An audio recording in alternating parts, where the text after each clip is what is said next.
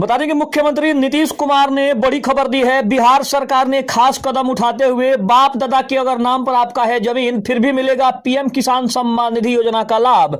उन किसानों के लिए बड़ी खुशखबरी है जिन्हें यह लग रहा था कि अगर उनके नाम से खाता खतिहान नहीं है या फिर उनके नाम से कभी रसीद नहीं कटा है, उनका नाम पीएम किसान सम्मान निधि से कट जाएगा। लेकिन अब बिहार सरकार ने बड़ी घोषणा करते हुए कहा है कि उनको भी ये मिलेगा, उनके लिए भी किसान आईडी कार्ड बनेगा। लेकिन उसके कुछ नियम है, कुछ शर्त है। आइए उन शर्तों और उन नियमों को जानने की कोशिश करते हैं। नमस्कार, मैं हूं संजीव और आप देख रहे हैं आप तक न्यूज। अगर आप हमारे चैनल पर नए हैं तो चैनल को जरूर सब्सक्राइब कर ले।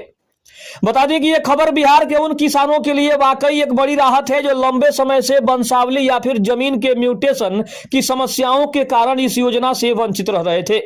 बिहार सरकार और कृषि विभाग ने नियमों में ढील देते हुए अब उन किसानों को भी जोड़ने का निर्णय लिया है जिनके नाम पर अभी तक जमीन के कागजात उपलब्ध नहीं हुए हैं, लेकिन जमीन उनके पूर्वजों यानी बाप दादा के नाम पर है। अगर देखा जाए तो प्रमुख बदलाव किया गया है, लेकिन अब किसे मिलेगा लाभ ये जानना जरूरी है। पहले नियम ये था कि जमीन किसान के खुद के नाम पर होना चाहिए, लेकिन अब बदलाव के बाद अगर जमीन दादा या पिता के नाम पर है और उनका निधन हो चुका है तो उनके वारिस लाभ ले सकेंगे।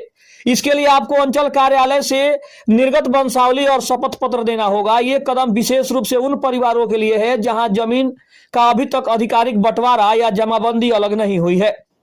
इसके लिए अगर आवश्यक जो है वो दस्तावेजों की बात करें तो योजना का लाभ उठाने के लिए आपके पास कुछ ये चीजें होनी चाहिए। सबसे पहली वंशावली होनी चाहिए, सरपंच या राजस्व कर्मचारी द्वारा सत्यापित होना चाहिए। दूसरा एलपीसी होना चाहिए यानी कि लैंड पोजीशन सर्टिफिकेट जो साबित करे कि जमीन पर आपका कब्जा है।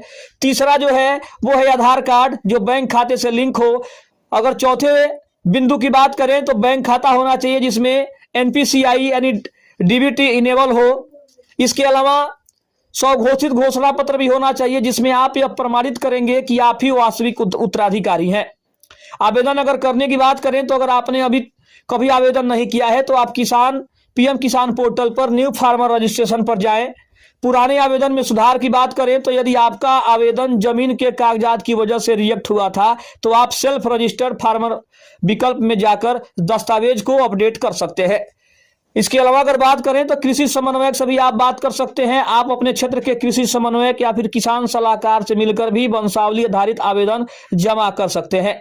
ये छूट जो है केवल उन किसानों के लिए है जिनके पास खेती योग्य जमीन है। जो किसान आयकर भरते हैं या सरकारी पेंशन भोगी हैं वे इस योजना के पात्र अभी भी नहीं माने जाएंगे। ये पहले से नियम है और अभी भी वो नया नियम जो है वो लागू है। वंशावली के आधार पर पीएम किसान सम्मान निधि के लिए आवेदन करना या पुराने रिजेक्टेड आवेदन को अपडेट करना अब पहले से आसान हो गया है। इसके अलावा अगर बात करें तो पहला स्टेप है वो है ऑनलाइन आवेदन शुरू करने से पहले दो चीजों को स्कैन कर ले। पीडीएफ फॉर्मेट में 200 KB से कम रखें। वंशावली जिसके आपके पंचायत के सरपंच या राजस्व कर्मचारी ने प्रमाणित किया हो। जमीन की रसीद जो आपके पूर्वज यानी बाप दादा के नाम पर हो। तो ये करके आप जो है इसका लाभ ले सकते हैं। ऑनलाइन आवेदन करने के बाद इसकी एक हार्ड कॉपी और वंशावली की मूल प्रति लेकर अपने ब्लॉक के कृषि समन्वयक या किसान सलाहकार के पास जरूर जाएं। वे पोर्टल पर आपके दस्तावेजों का मिलान करेंगे और उसे फॉरवर्ड कर देंगे। तो कहीं ना कहीं अगर देखा जाए तो बिहार सरकार ने ये एक बड़ी जो है योजना उन किसानों के लिए लाभ देने की कोशिश की है जो किसान अभी तक इस योजना के लाभ से वंचित रह रहे थे या जिनको इस बात का डर था कि उनके नाम से जमीन नहीं है तो उन्हें पीएम किसान सम्मान निधि योजना का लाभ नहीं मिलेगा। उन किसानों के लिए ये बहुत बड़ी खुशखबरी है।